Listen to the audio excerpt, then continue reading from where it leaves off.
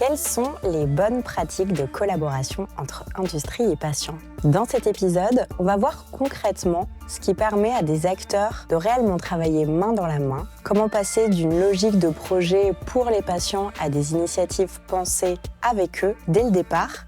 Qu'est-ce que cela change concrètement dans la prévention, l'accompagnement ou les parcours de soins ?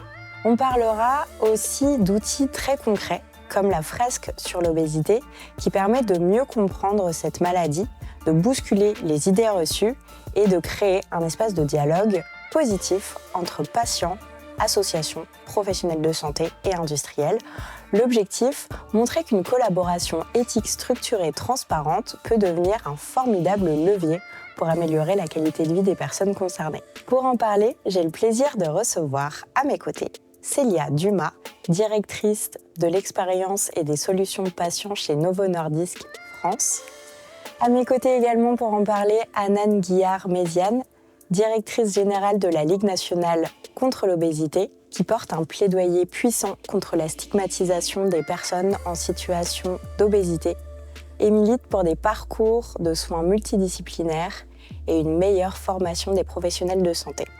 Chers auditeurs, chères auditrices, je précise que cet épisode est enregistré dans le cadre de la journée Patients et Pharma, un événement pour créer un véritable dialogue entre représentants de patients et industrie qui aura lieu le 4 décembre 2025 à la maison Trocadéro à Paris. Et je vous précise que cette journée s'écoutera aussi. On a prévu plein d'enregistrements en direct du podcast de Cheminement que vous pourrez écouter dans le flux de ce podcast.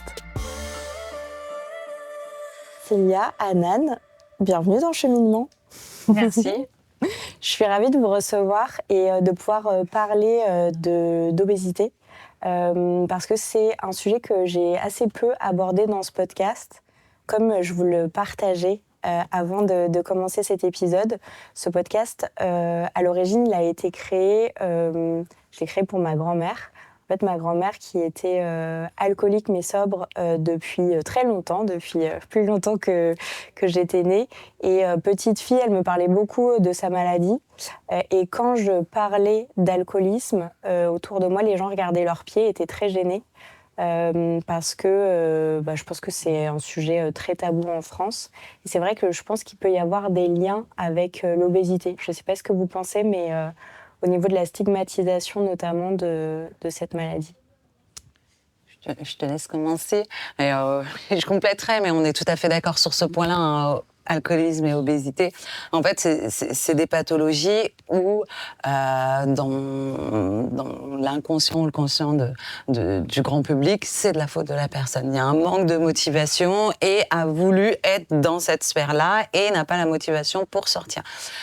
Si une personne est alcoolique ou en situation d'obésité, c'est parce que c'est son choix. En situation d'obésité, elle ne fait pas assez de sport, elle ne mange pas assez. Elle n'a pas un équilibre alimentaire sain. Donc, elle subit ce qui fait que on ne considère pas ces pathologies-là comme réellement des pathologies chroniques. Je ne sais pas si tu veux ajouter, est-ce que tu es d'accord avec cette information ? Non, mais complètement. On a eu la chance aussi, moi et mon équipe, de parler avec beaucoup de personnes concernées par la maladie obésité. Déjà, on ne parle pas d'obésité, mais des obésités. Il y a énormément de situations qui amènent à cette maladie-là. Et comme tu le disais très bien, pour moi, dans la tête de la plupart des personnes du grand public, c'est parce que les personnes mangent trop et bougent pas assez et qu'elles n'ont pas assez de volonté pour en sortir. Et en fait, quand on commence à découvrir la complexité de cette maladie, on se rend compte à quel point on est tellement loin de la réalité, à quel point c'est aberrant et à quel point cette pensée-là enferme aussi les gens dans un cercle vicieux. Et on a tous notre responsabilité, en fait, aussi dans le regard qu'on porte, dans l'accompagnement qu'on en fait, dans les phrases très maladroites que beaucoup peuvent sortir, soi-disant par bienveillance ou pour aider. Et je sais qu'on en parlera un petit peu plus tard, mais c'est aussi vraiment la base de pourquoi est-ce qu'on a voulu construire avec beaucoup d'acteurs une fresque, un outil pour déconstruire ces préjugés, parce qu'il y a énormément de préjugés justement sur l'obésité. Et alors justement, pour les auditeurs et auditrices, est-ce que vous pouvez nous expliquer ce que c'est qu'une fresque sur l'obésité ? Quand on travaille dans la santé, on la connaît, moi personnellement je la connaissais, mais c'est vrai que tout le monde n'a pas, ne comprend, on comprend un grand dessin. Oui. Ouais.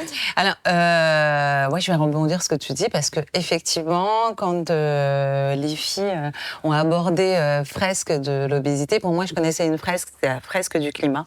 Donc, je me demandais comment on pouvait transposer cette pathologie dans une fresque du climat. Et je me suis dit, bon, ok, allons-y et allons voir comment on peut construire ce projet ensemble.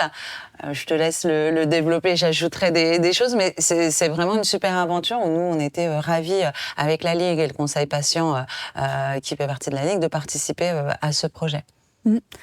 Vraiment, le concept, c'était le même point de problématique que sur le climat. C'est-à-dire que c'est un sujet de société. Et aujourd'hui, l'obésité, on parle de plus de 10 millions de personnes en France, donc c'est un sujet de société où on a tous un avis, comme le climat.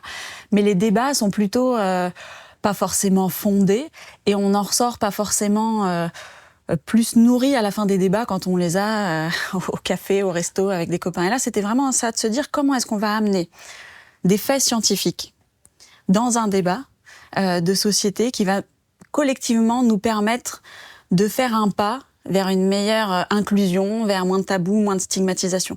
Et en fait, dans les étapes de la fresque du climat, et on a repris un peu les mêmes, même si le jeu n'est pas exactement pareil, c'est de se dire, d'accord, il y a des cartes où on se dit, est-ce que c'est une vérité, pas une vérité? Déjà, donc la première étape de l'obésité, il y a une vingtaine de cartes sur cette fresque-là, et de se dire, on me les met sous le nez, qu'est-ce qui pour moi est vrai, qu'est-ce qui pour moi est faux? Et on laisse les gens débattre sur ça.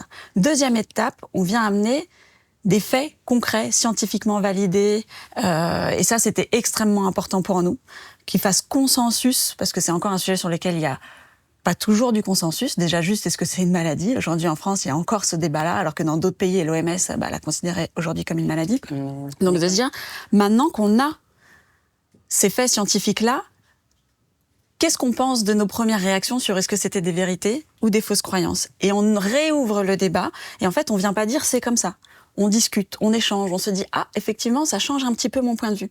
Donc ça, c'est la deuxième étape du jeu. Et la troisième étape de cette fresque, c'est vraiment de se dire maintenant qu'on a discuté, échangé, peut-être oser se challenger aussi un petit peu, même de manière très inconsciente, on en tire quoi à titre individuel et à titre collectif? Et ça reprend vraiment ces étapes-là dans l'idée de se dire c'est bien, de sensibiliser, mais maintenant comment on veut aussi changer, impacter et faire bouger les lignes. Et on voulait aller jusque-là. Et c'est ça un peu la fresque de la maladie obésité, c'est de se dire qu'il y a ces trois étapes de vérité, fausse croyance, de maintenant on a des faits concrets, on a une quarantaine de faits sous les yeux, ça veut dire quoi pour nous, qu'est-ce que ça challenge, et après on en fait quoi, à titre individuel et à titre collectif. C'est intéressant puisque ça permet vraiment de briser les idées reçues. Et alors c'était peut-être ça que tu allais dire, Anan, mais ça m'intéresserait de savoir quelles sont les plus grandes idées reçues sur cette maladie. Alors, à partir donc du constat et de la présentation de Célia et ses équipes, avant de pouvoir nous porter ce projet et pouvoir le démultiplier, ce que j'ai souhaité, c'est avec Clémence, c'est Clémence qui nous l'a présenté, qu'on le fasse avec mes équipes. Mes équipes, il y a différentes compétences psychosociales, médicales, pas médicales. Donc du coup, ça nous permettait en fait de toucher déjà dans un premier temps avec mes équipes des personnes de différents publics, de différentes expériences. Donc ce qu'on a pu constater, c'est tout de suite ces idées reçues. Et quand on apportait la carte avec, comme Célia l'a dit, la preuve scientifique que non, par A plus B, on est dans les idées reçues, il y avait un étonnement. Ce qui est top dans avec cette fresque, c'est que ça amène vraiment le débat. Il n'y a pas de bonne ou de mauvaise réponse. On va amener le débat et chaque acteur qui va participer à cette fresque va argumenter sa réponse. Moi, je pense que parce que de mon expérience, de mon vécu, de mon éducation médicale ou non médicale, j'ai cette importance. Et les idées reçues, elles sont multiples. Nous, à la Ligue, on a écrit un livre sur les idées reçues, puisque les idées reçues, elles sont multiples. Je ne sais pas si j'en cite. Tout d'abord, c'est ce qu'on a dit en début de podcast, c'est de leur faute. Il y a une mauvaise alimentation. Ils sont paresseux, c'est facile de perdre du poids, il faut juste être motivé et bien manger. Mais on oublie en fait toute cette part scientifique, génétique, pathologie. Et vraiment, je remets l'accent sur où l'obésité est une pathologie chronique qui n'est pas reconnue en France, mais l'OMS l'a reconnue en tant que pathologie chronique. À partir du moment où l'obésité sera vraiment connue en tant que pathologie chronique, je pense qu'on aura aussi un peu une levée des idées reçues, et c'est aussi nos actions de plaidoyer avec la coalition Novo et une autre association de patients qui est le CNAO, où l'objectif est vraiment d'avoir cette étiquette maladie chronique. Ouais, et vraiment, c'était hyper important pour nous d'en faire un outil 360, l'outil unique. C'est-à-dire qu'on va à la fois aborder, comme le disait Anan, la génétique, ce qui se passe vraiment dans le corps, mais aussi de l'environnement. Qu'est-ce qui se passe aussi, nous, avec notre regard, c'est ce que je disais tout à l'heure, finalement, ça peut amener les gens dans un cercle vicieux, de se dire, quand on me juge... Quand j'ai fait cette fresque dernièrement, je m'en souviens, aux Universités de la Terre, il y a une dame qui m'a dit, mais en fait, la dernière fois que j'ai fait mes courses, quelqu'un a regardé ce qu'il y avait à l'intérieur de mon caddie et m'a dit, ah non, mais il faut pas s'étonner que vous soyez comme ça avec ce que vous mangez. Vous imaginez la violence de l'intrusion, de la violence de se dire mais qu'est-ce qu'on connaît à la vie des gens, qu'est-ce qu'on connaît à cette maladie et comment. Et en fait, avec ce type de phrase, avec ce type de comportement, on a aussi, nous, une action, je veux dire, l'ensemble des citoyens, sur enfermer encore plus potentiellement certaines personnes chez elles, à commander encore plus des aliments ultra transformés. Et donc, on entretient ce qui va se passer dans le corps et ce cercle-là. Et donc, on voulait vraiment toucher l'ensemble de ces facettes-là, ce qui peut se passer dans l'enfance, les traumatismes, et tout ça, ça a une action extrêmement forte sur la maladie obésité. Et ce qui est drôle, et c'est exactement ce que tu disais, honnêtement, l'impact de cette fresque, elle nous a dépassés. On était extrêmement contents de le faire de manière multipartenariale au départ. On était plus d'une vingtaine d'experts à co-construire cette fresque, à la fois des soignants, à la fois des patients, à la fois des citoyens, à la fois des journalistes, vraiment très très large, pour se dire il faut que ça parle au plus grand nombre. Et on pensait que ça allait être un super outil, mais pas qu'il allait commencer à vivre la vie qu'il commence à mener, parce qu'en fait, il parle autant aux soignants, c'est-à-dire qu'ils le font en équipe, parce que les soignants sont... aussi des êtres humains français comme nous tous, et ils ont tous leur bien inconscient, et ils se rendent compte qu'ils ont besoin de les déconstruire pour accueillir vraiment les personnes en situation d'obésité d'une manière la plus convenable possible. Ça parle aux personnes concernées, ça parle aux familles, ça parle aux aidants, ça va parler, on l'a fait aussi beaucoup avec des jeunes au lycée. Qu'est-ce qui se passe quand on commence à travailler, challenger, et vraiment, c'est le même outil. Et on va avoir des débats extrêmement variés, mais qui va permettre collectivement d'avancer au niveau de la société. Et c'est ça qu'on voulait avoir en termes d'impact. Sur le regard, au niveau de la société, je vais rebondir sur cet épisode de la personne, qu'est-ce que vous mangez, qu'est-ce qu'il y a dans votre caddie. Nous, sur le parcours post-opératoire de chirurgie bariatrique aussi, les personnes, elles se sentent discriminées. Les personnes en situation d'obésité, peu importe le parcours, peu importe leur moment de leur vie. Alors, quand elles sont en situation d'obésité, elles ont des regards ou des réflexions complètement déplacées. Mais une fois qu'elles ont perdu du poids, que leur IMC est correct, on va leur dire mais non, mais t'as trop perdu, on te reconnaît plus, et il y a une dysmorphophobie qui vient s'installer. Ils se retrouvent dans un impact sur l'image de soi qui est hyper compliqué, parce que c'est la société qui va renvoyer à chaque fois ça quand on est dans cette pathologie chronique. C'est important de le rappeler. Si je comprends bien, parce que c'est un projet qui a été créé quand ? Alors, on a lancé la réflexion de ce projet en octobre 2024 et il a été lancé en mars 2025, donc c'est quand même assez récent, il y a 6 mois. Ouais, mais c'est un gros chantier aussi. Et un gros chantier. Et en 6 mois, il y a déjà eu plus de 9000 personnes, dont 4000 soignants, qui ont été sensibilisés et qui ont pris potentiellement 1h15, 1h30 pour réaliser cette fresque. Et qui l'utilisent, pour donner quelques exemples, il y a certaines structures de soins qui ont décidé de fresquer, alors c'est devenu un nouveau mot pour moi, oui. de fresquer 100% du personnel soignant de l'hôpital. Oui. Il y a certaines structures qui l'utilisent 2 fois par semaine avec leurs patients. Il y a certaines structures qui ont rendu ça obligatoire pour les étudiants en médecine avant d'aborder le sujet de l'obésité d'une manière plus médicalisée. La première étape, c'est de réaliser la fresque pour justement arriver avec... les chakras plus ouverts, je vais dire ça comme ça. Un peu déconstruit. Déconstruire des idées reçues. Et donc, vraiment, s'est rendu compte que ça devenait un outil du quotidien et chacun pouvait s'en saisir un peu comme il le souhaitait. Et que les associations de patients, justement, s'en servaient aussi pour aller au contact du grand public, d'aller déconstruire ces sujets de stigmatisation et de faire comprendre en quoi c'était une maladie. Certains qui nous ont demandé ce qu'ils pouvaient le ramener en famille, pour faire comprendre à leur famille qu'est-ce qui se passait. Et donc c'est vraiment... Effectivement, ça a été très court, mais là, ça me paraît très intense. En tout cas, de l'extérieur, effectivement, et quand on rentre un petit peu dans les coulisses, on se rend compte de l'ampleur d'un tel travail. Et j'imagine que c'est un outil qui va tenir sur la durée. Ce que je veux dire, c'est que il va continuer. Non, mais il va continuer à. Moi, je le vois un peu comme une moulinette, ou un transformateur. C'est une synergie du lancement. Les personnes qui vont passer par cette fresque. Et alors, vous me partagiez, avant qu'on commence à enregistrer, que ça vous avait inspiré d'autres projets, d'autres types de collaborations. Est-ce que vous pouvez nous en parler un petit peu ?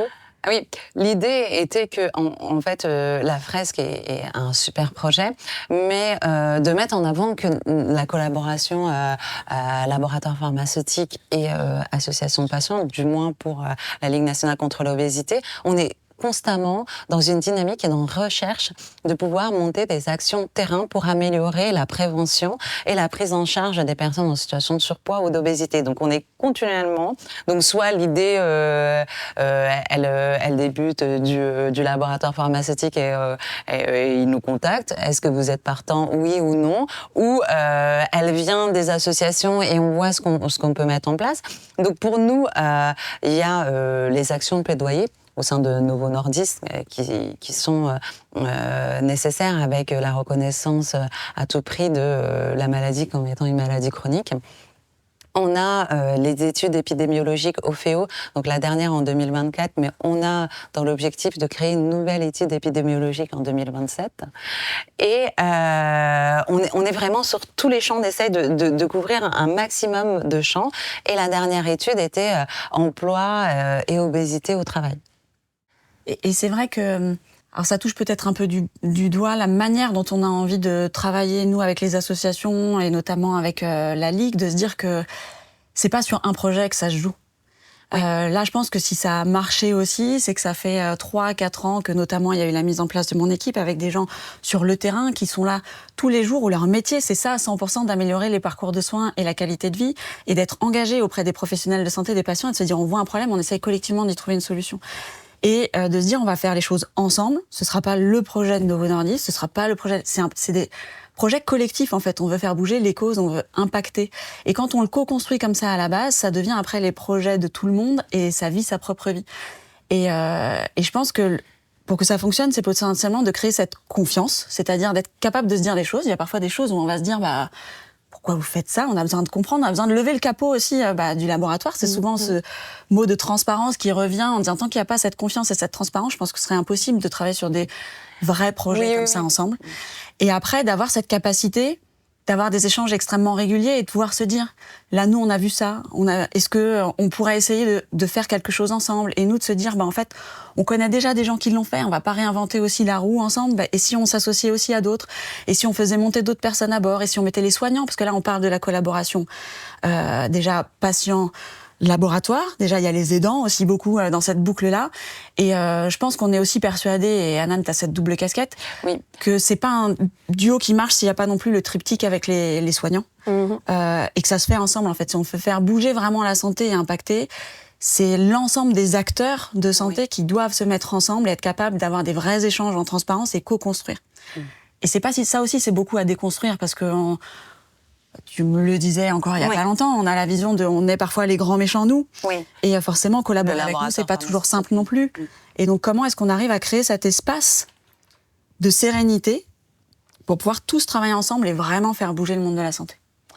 Oui, je vais rebondir en fait sur ce que tu dis, parce que nous, on a des retours de patients, parce que c'est toujours l'idée de remettre au cœur du sujet le patient. On part du patient, de ses besoins, de ses difficultés, sans le patient, on ne peut pas avancer et mettre les choses en place. Donc, à chaque projet, on a une convention d'éthique qui est mise et on borde tous les sujets sur lesquels on peut aller, où on veut aller et nos limites. Les limites de l'association, les limites du laboratoire pharmaceutique et les limites du soignant. Donc, pour pouvoir rester dans une éthique plus et que le projet puisse perdurer. L'idée n'est pas d'avoir un projet en one shot, on monte un projet et puis c'est fini.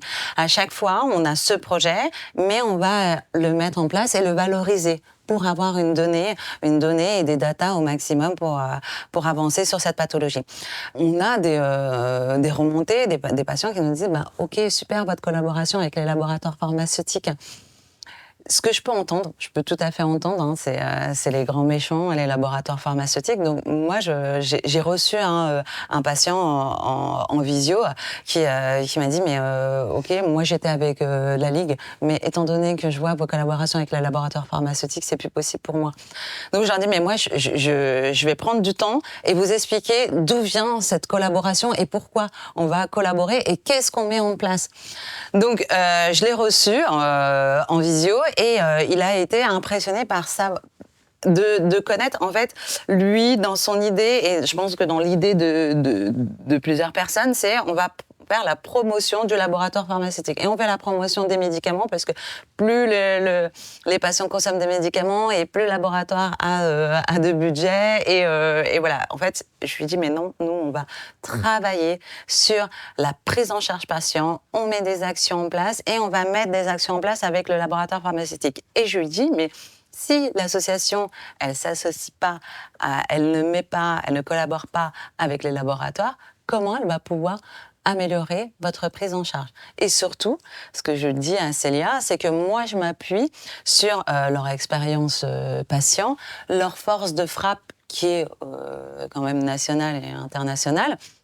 Donc, sur toutes les choses, ils vont nous accompagner aussi sur pouvoir diffuser des informations en termes de communication, en termes de sensibilisation, où le laboratoire pharmaceutique va nous accompagner. Bien évidemment, on reste maître et porteur de nos actions. C'est pas le laboratoire n'a pas main prise sur toutes les actions de l'association, mais quand j'ai besoin d'un soutien ou d'avoir une consultation, je sollicite en fait les laboratoires pharmaceutiques. Parce que, Anan, toi, tu es nutritionniste. Diététicienne nutritionniste. Nutritionniste. Oui. Okay. On a parlé des bonnes pratiques de collaboration entre industrie et association de patients. Et vous m'avez montré un petit peu les coulisses.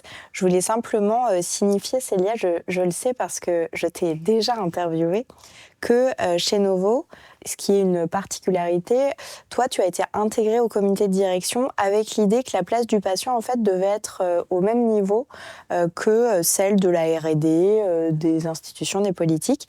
Qu'est-ce que ça change très concrètement quand vous devez collaborer avec des associations de patients ?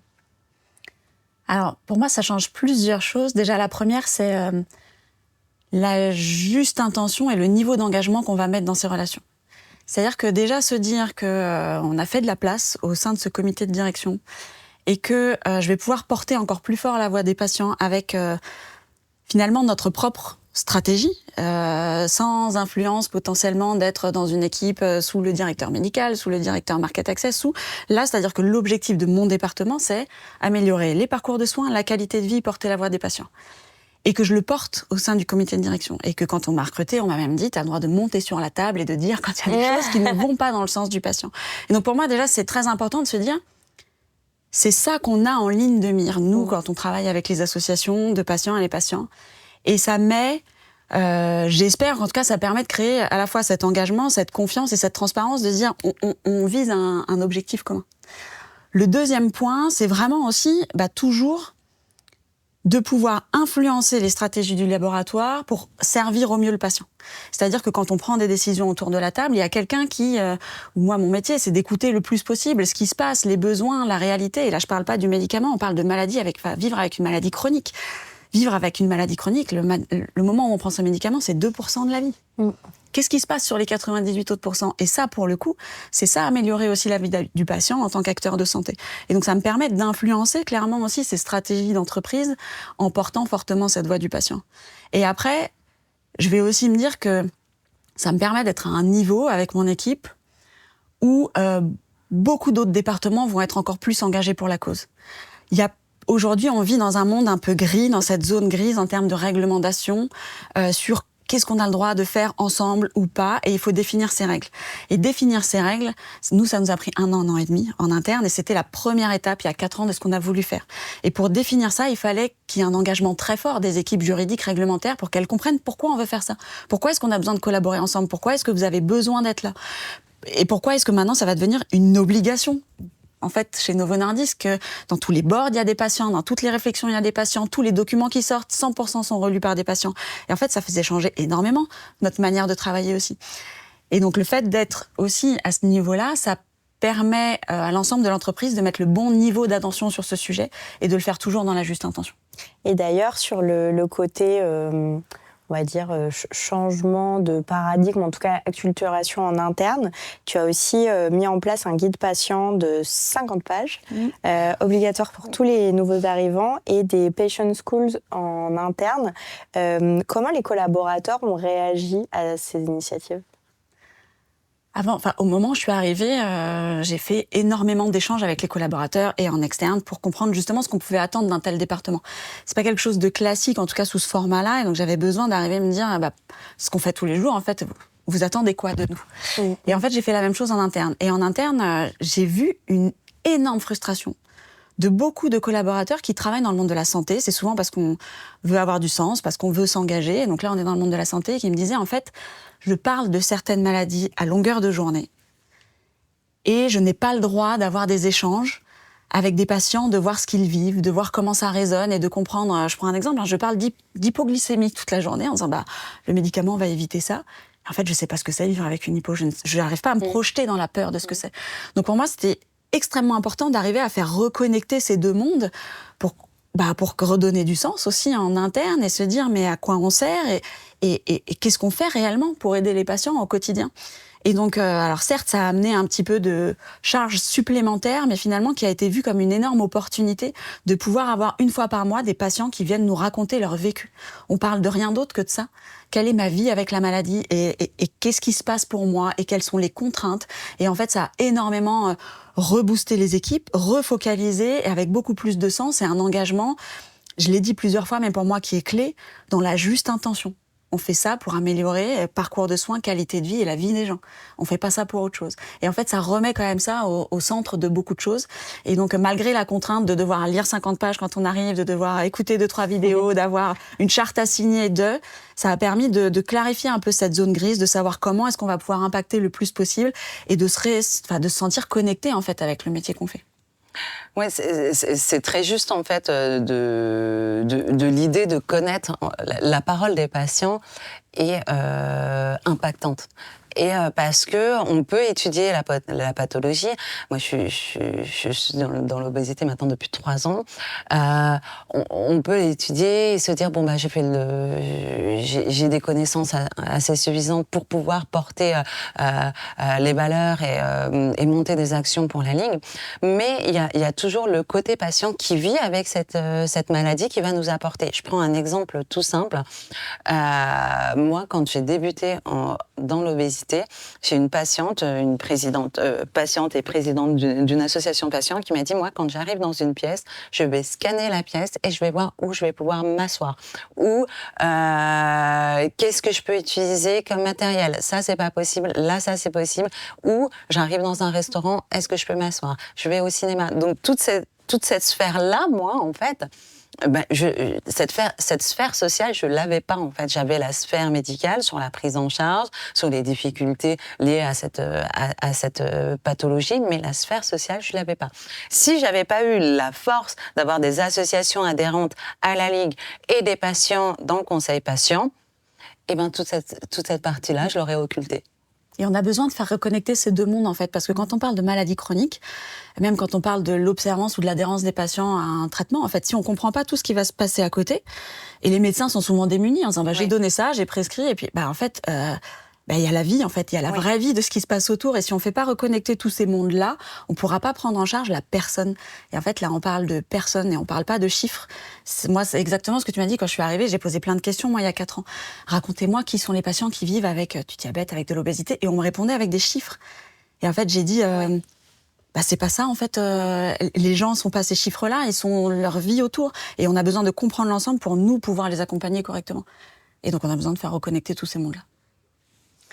Eh bien, mesdames, ce sera le mot de la fin. D'ailleurs, je lance un appel à notre micro. Si jamais il y a un patient qui écoute cet épisode et qui veut venir faire un épisode, ce sera avec grand plaisir pour en parler avec lui. Merci beaucoup à toutes les deux de nous avoir parlé de la fresque sur l'obésité, mais aussi des autres projets que vous allez faire ensemble. Merci. Et puis de nous avoir dévoilé un petit peu des coulisses de votre collaboration. Merci à toi. Merci à toi.